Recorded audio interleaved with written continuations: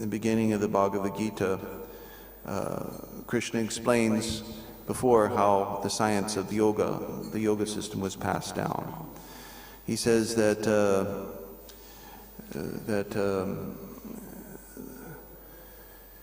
the yoga evam parampara praptam imam rajashiyo viduhu sa kalene hamahata yoganashta parantapa. That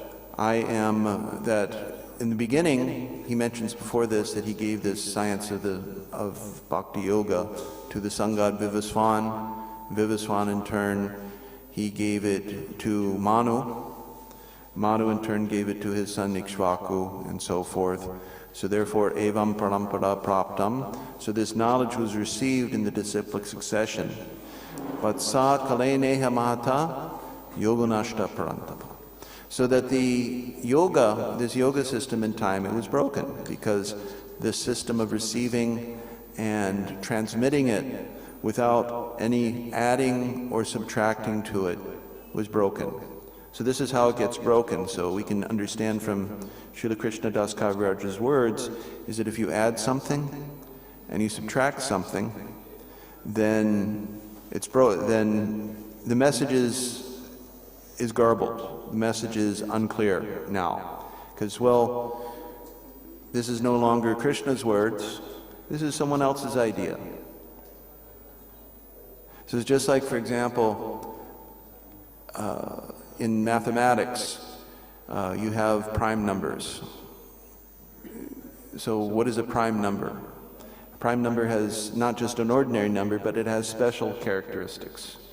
And one of the characteristics of a prime number is that it is only divisible by its own self, or by the number one. It's only divisible. Just like, for example, you have, an example of a prime number is 2, 7.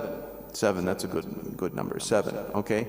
So there's no other number before that you can divide by 7 and then get a whole number, okay? So if you go to 8 and you divide it by 2, you get 4, right? It's a whole number. But if you divide 7 by 2, you don't have a whole number. And you can't divide it by 3, you can't divide it by 4, you can't divide it by 5, you can't divide it by 6. So therefore, 7 is a prime number. So if you add something to 7, if you add 1 to 7, you get 8, and then it's no longer a prime number, because now you can divide it by some number before it, 2. And same thing, if you take 7 and you subtract 1 from it, then it's no longer a prime number. So then you can also divide it by 2, you can divide it by 3. So it's still a number, but it's not a prime number. So in the same way, if we take the message of Krishna and we add something to it, add some speculation to it, or take something out of it because we don't like it, then it's not Krishna's message anymore.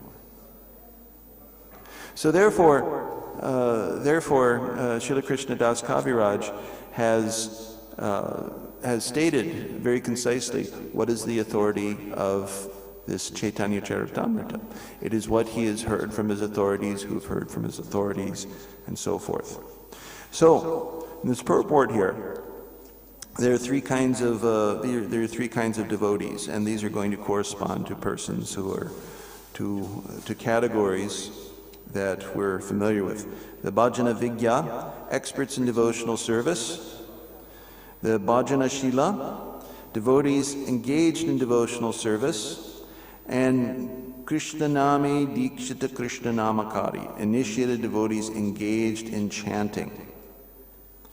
So Srila Prabhupada then talks about, by the mercy of the devotees, he has to be pleased with them. And then he says, let neophyte devotees, the neophyte devotees, they may be expert in arguing, but they actually don't have any conception of advanced devotional service.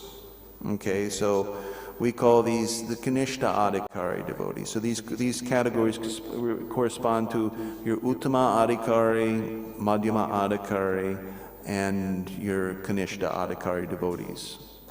So those who are experts in devotional service, that that these persons are always thinking of Krishna. They always know. They're fully self-realized. They're fully realized of Krishna. Sarva bhuteshu ya pashyad Bhagavad bhavamatmanaha Bhutani Bhagavat yadha Yesha Bhagavat tottama. So, according to Srimad Bhagavatam, these persons are expert in devotional service because they see the Supreme Lord within everything. Within every atom, within every person, within the heart of every person. There is nothing, Krishna is within everything. And so because of this vision, because they've attained this vision, that such devotees consequently, they see all things situated in Krishna, and therefore they engage in devotional service 100%. There is no, they fully realize that Krishna, I'm a servant of Krishna, everyone's a servant of Krishna. And so therefore, because they've attained this state, they also know how to utilize everything perfectly. The next category of devotees, the Madhyama Adhikaris, they have faith in the Supreme Lord, but they have dridha shraddha, but they do not yet have the same realization of the Uttama Adhikari. They do not yet see Krishna, fully within everything like the Uttama Adhikari. But nonetheless, the standard of the devotional service, at this standard, such a person is very fortunate because such a person, he sees four things. He can, he worships the Supreme Lord. The Supreme Lord is the object of his devotion. He makes friends with the devotees, with the Vaishnavas. He is merciful to the innocent by giving them instructions, showing them how to become Krishna conscious, and he avoids the envious. So this is the preacher.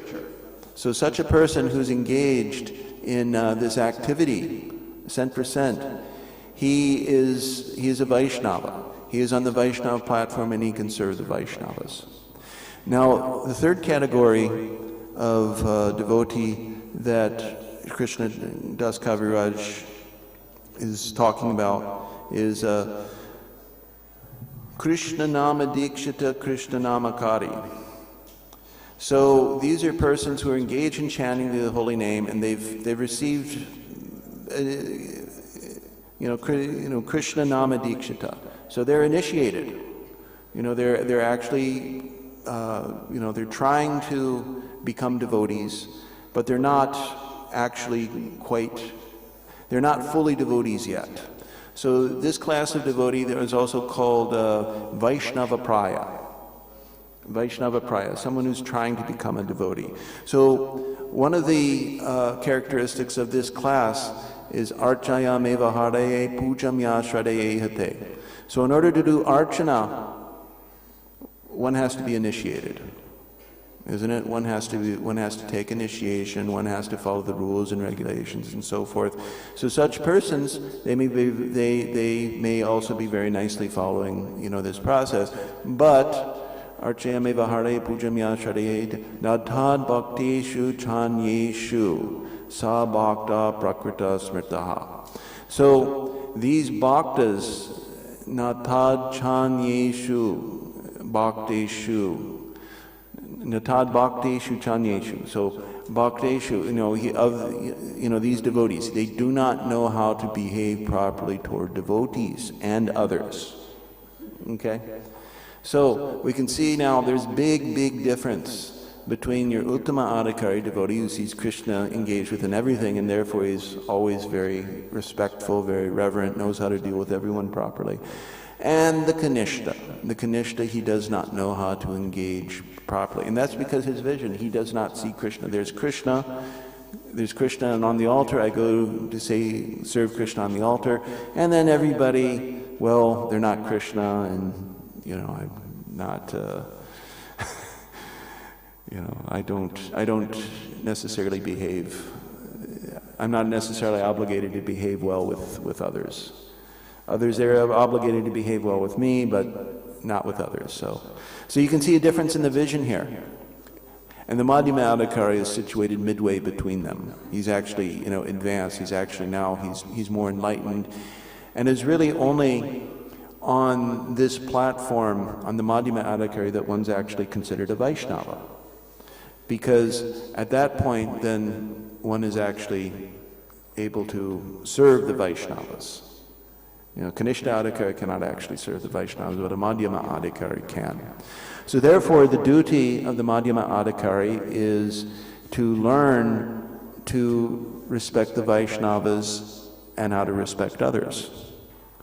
And this comes by close association with the Vaishnavas, and by their association, by following their directions, and one gradually comes to this stage of Madhyama Adhikari, this secondary stage. And then from that secondary stage, by offenselessly chanting the Lord's holy name, one gradually comes to the stage of the Uttama Adhikari, devotee. So, in the process of sadhana bhakti, that process also, it involves both seva and also shravanam and kirtanam.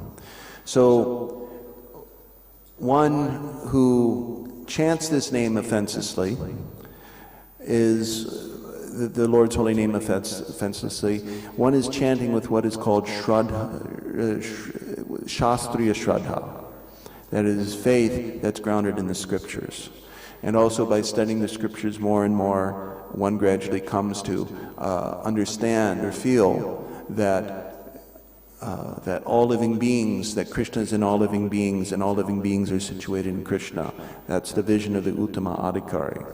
So by these methods, one can make the spiritual advancement. Now, Srila Krishnadas Kaviraj has, he's establishing that the big problem that he's addressing is the arguments of the neophyte devotees, that they're trying to be Brahmanas. He specifically talks about the Smarta Brahmanas. Now, who's a Smarta? Now, the Smartas are those who, they're performing Vedic rules, rituals, and following rules and regulations to go to Svarga, to go to heaven. So, they're not transcendentalists. They're materialists, but they're pious materialists. At least they follow the Vedas, they have reverence for the Vedas and so forth. But because they're insufficiently informed about devotional service, and also I might add that one may also worship the Supreme Lord Vishnu also for material benefit and gain, and often at the neophyte platform, that's exactly what one is doing. So it's a karma mishra bhakti, jnana mishra bhakti, so forth. Shri Shri Radha Parthasarthi ki jai, Lalita Vishaka ki jai, Shri Shri Gornitai ki jai. So one may Shri Shri Sitaram Lakshman Hanumanji ki jai. So, where was I? Someone remind me. What was I? So anyway, just yeah. Oh, the Smarta Brahmana. So in this on this platform, one may be trying to be a devotee, but there's still some material contamination there. So Krishnadas Kaviraj is especially trying to establish the authority of what he has written in anticipation of the opposition from this section of class of devotees. Now, it's not that they're not devotees, but they're, well, you know, they're aspiring to be devotees, they're trying to be devotees, and because of their neophyteness, they're liable to misunderstand things. So, the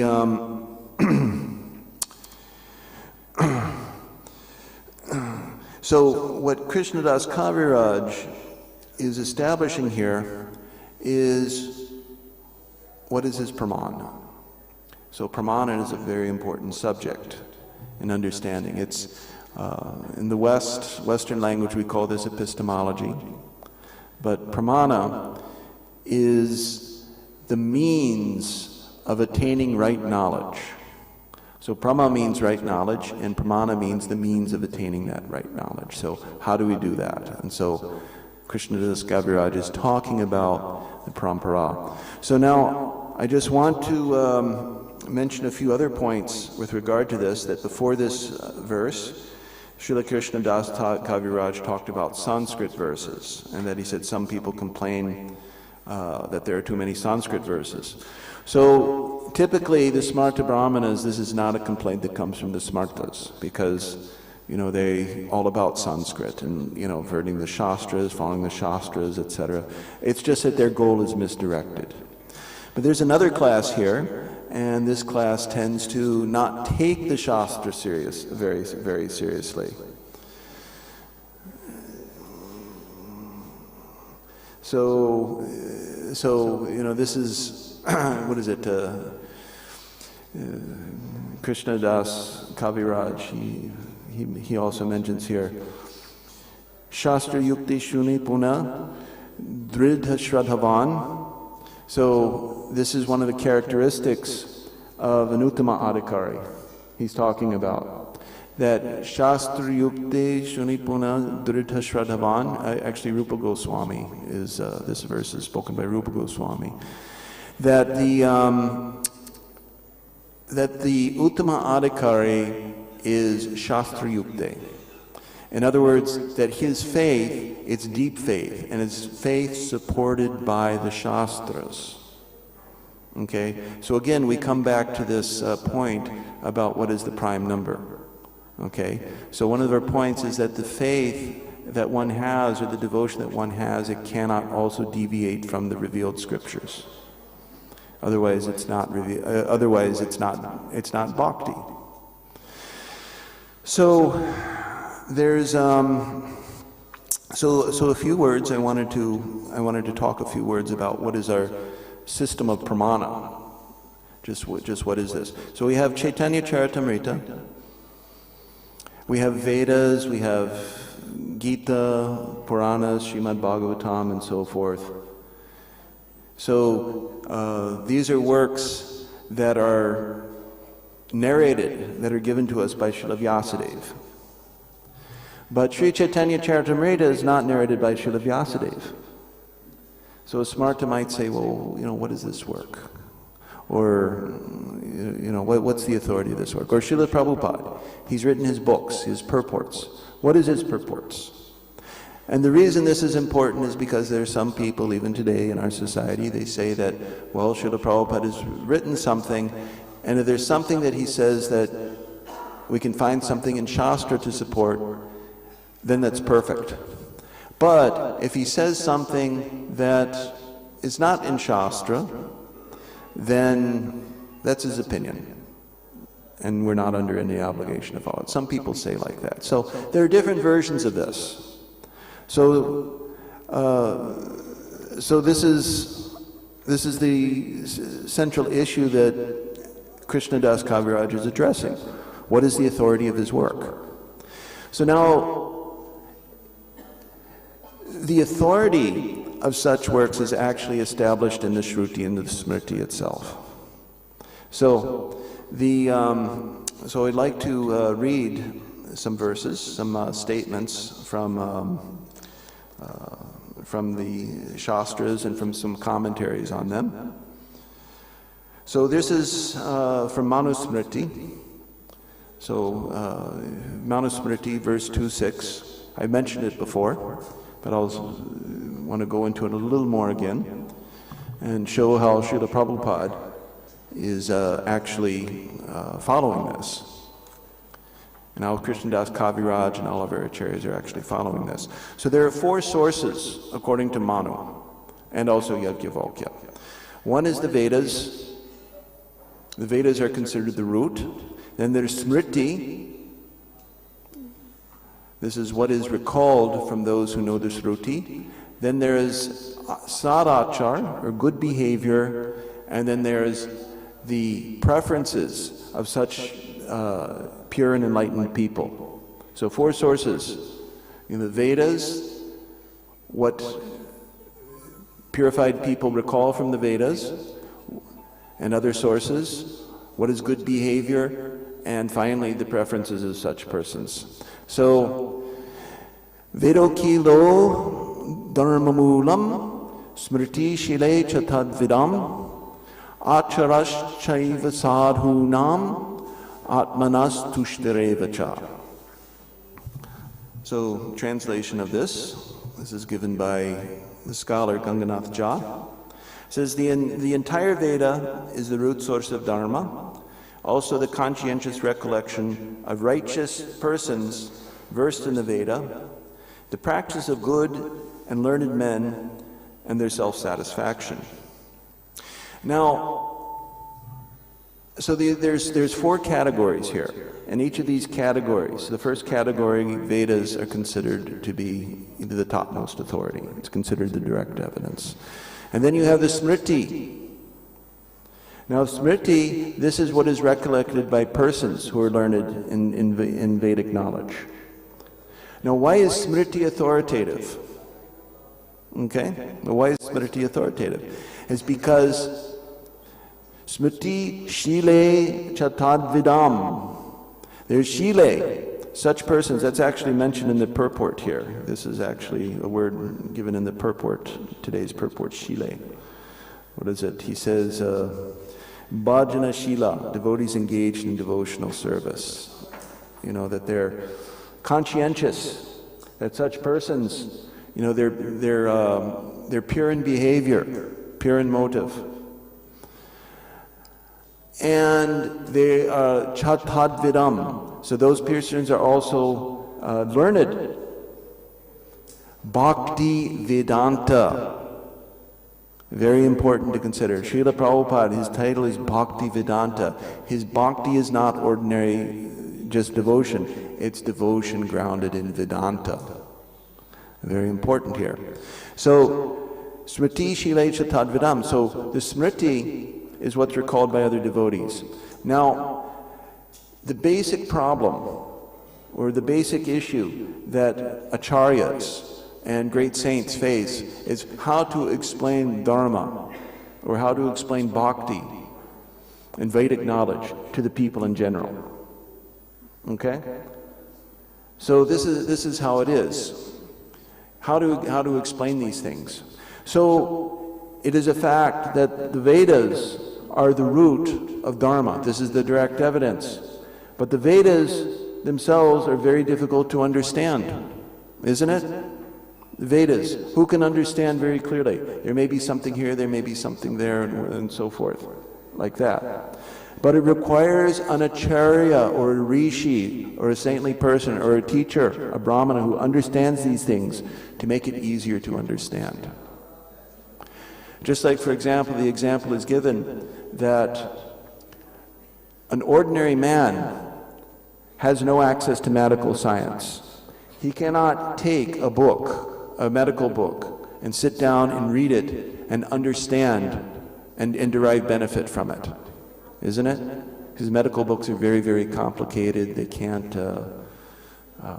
what's an ordinary man going to do? Unless you go through the medical training, you cannot understand.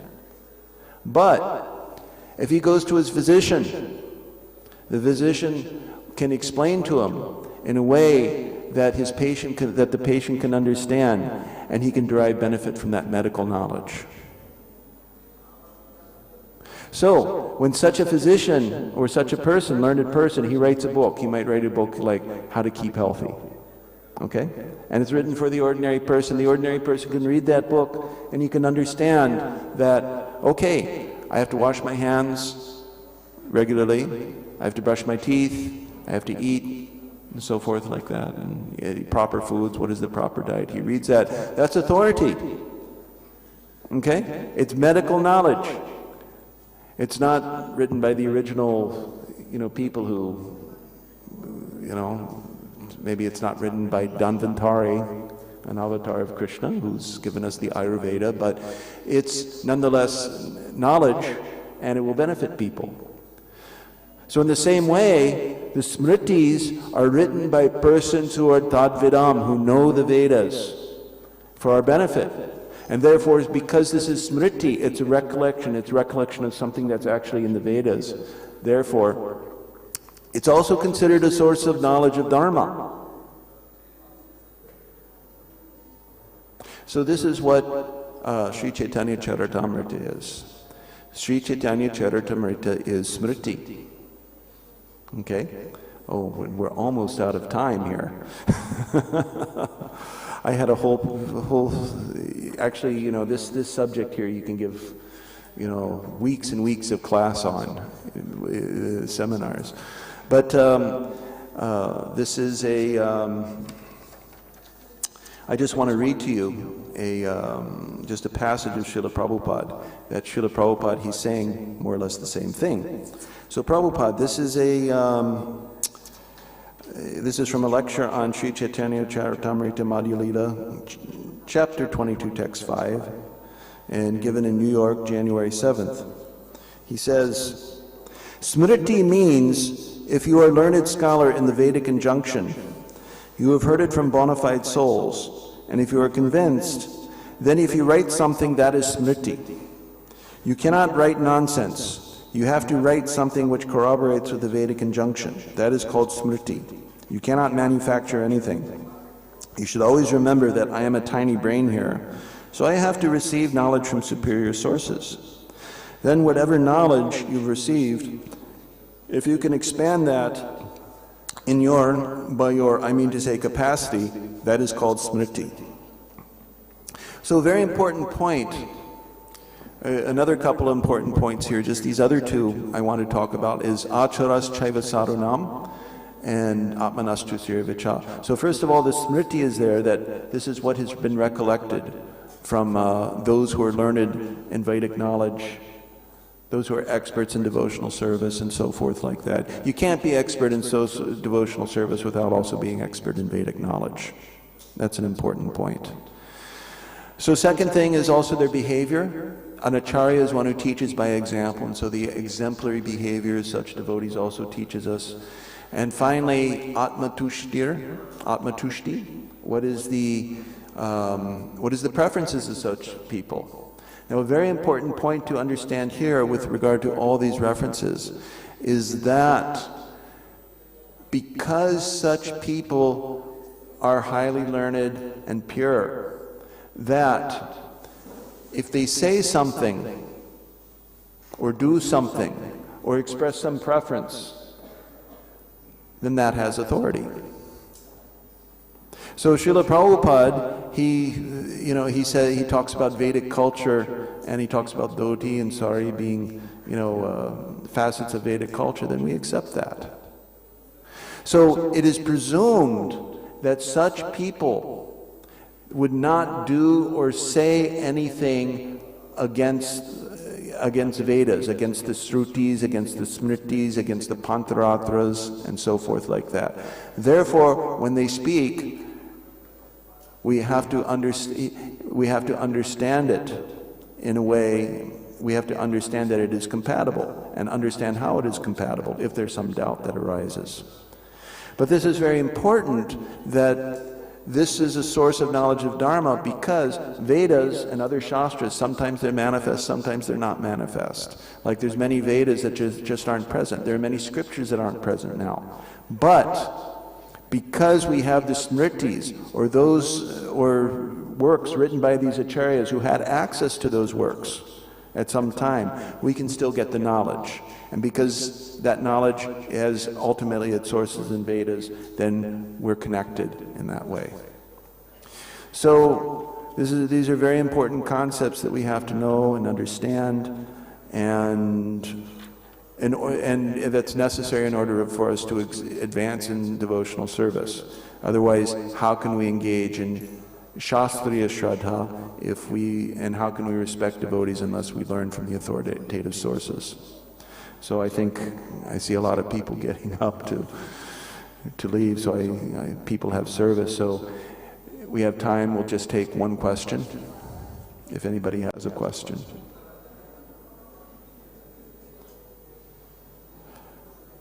All right. So if you'd like to say a few words, Prabhuji.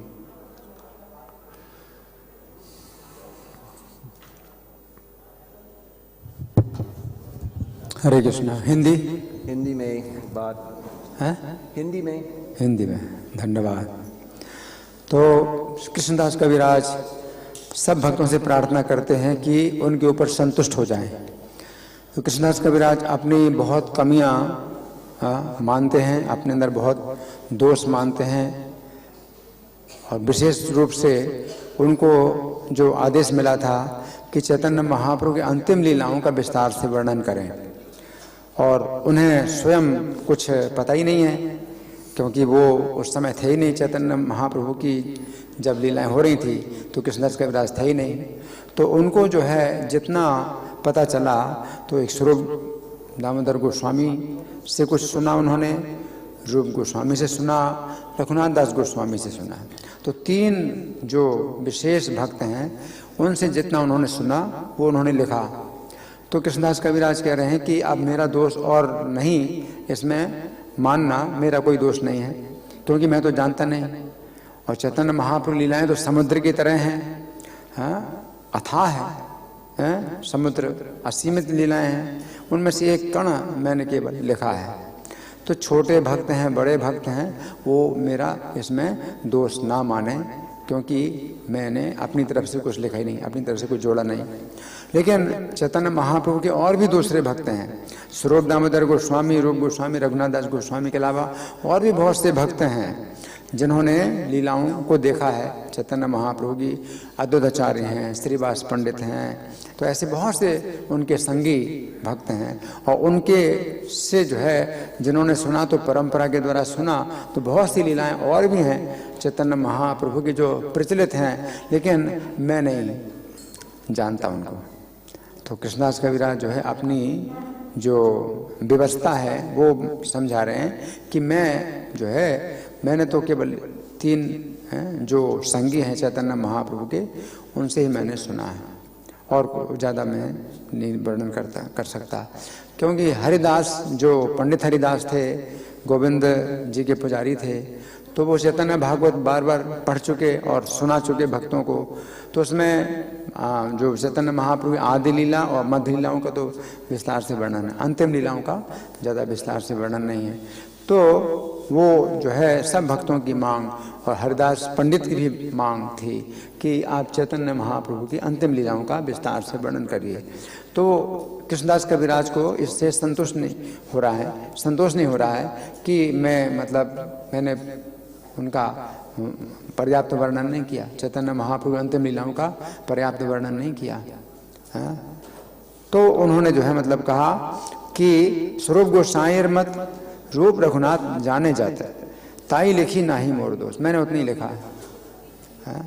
तो उनका एक बहुत बड़ा गुण ये है कि उन्होंने अपनी तरफ से कुछ मनोधर्मी नहीं की है, अपनी तरफ से कुछ कल्पना से नहीं लिखा है कि कल्पना से जो है बहुत कुछ लिखा जाए। तो आजकल के लोग तो ऐसे ही हैं, अपनी कल्पना से भगवान की कथाएं जो है बनाते हैं, और बहुत ऐसी कथाएं चलती रहती हैं जो उनकी कल्पना के द्वारा।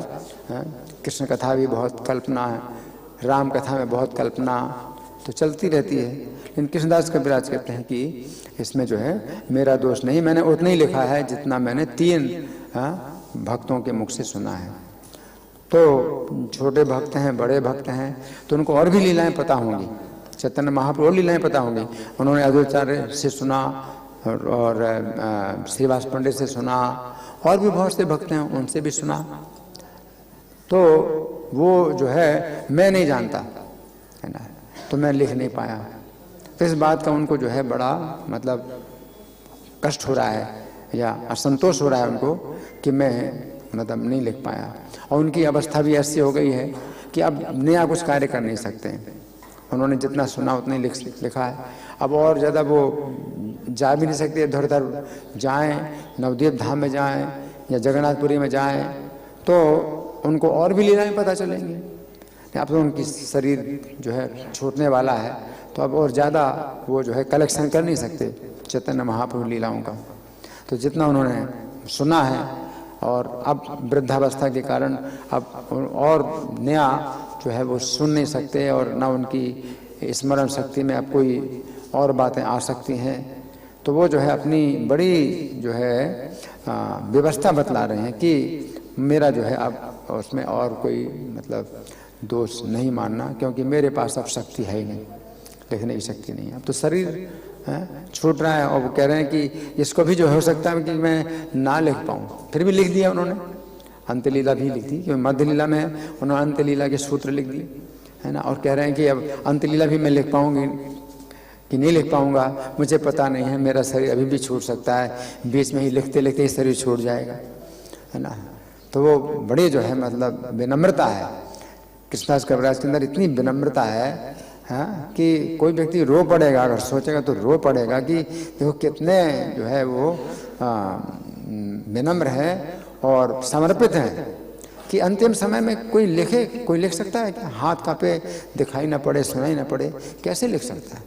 तो अभी लिख रहे हैं। कितना समर्पण और कितनी विनम्रता, अगर विचार करें तो आप जो है रो पड़ेंगे, कितने मतलब वो जो है समर्पित हैं, है ना। तो यहाँ पर बहुत उनकी दीनता का वर्णन है, बड़े जो है दीनता है। कोई व्यक्ति जो है मैं रो पड़ेगा कि कैसे जो है मतलब ऐसे भी भक्त होते हैं, ऐसे भी भक्त होते हैं, है ना।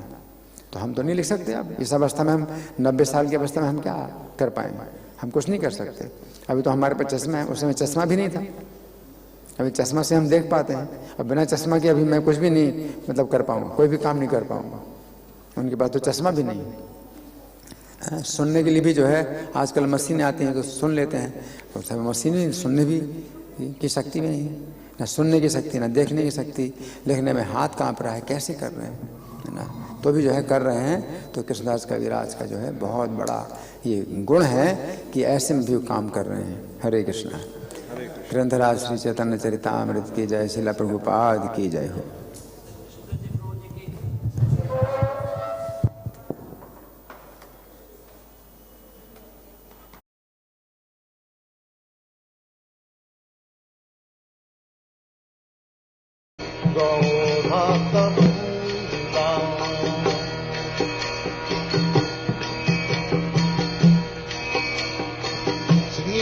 Krishna Chaitanya Prabhu Nityananda Shri Advaita Gadadhar Srivasati Gaur Bhakta Vrinda.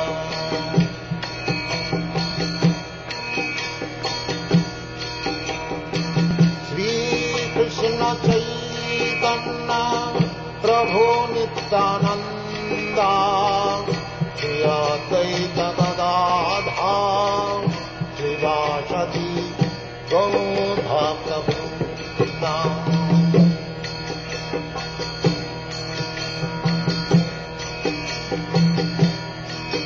Hare Krishna,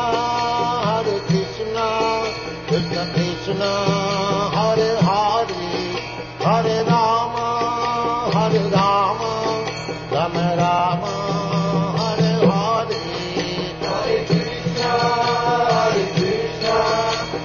Krishna, Hare Hare, Hare Rama,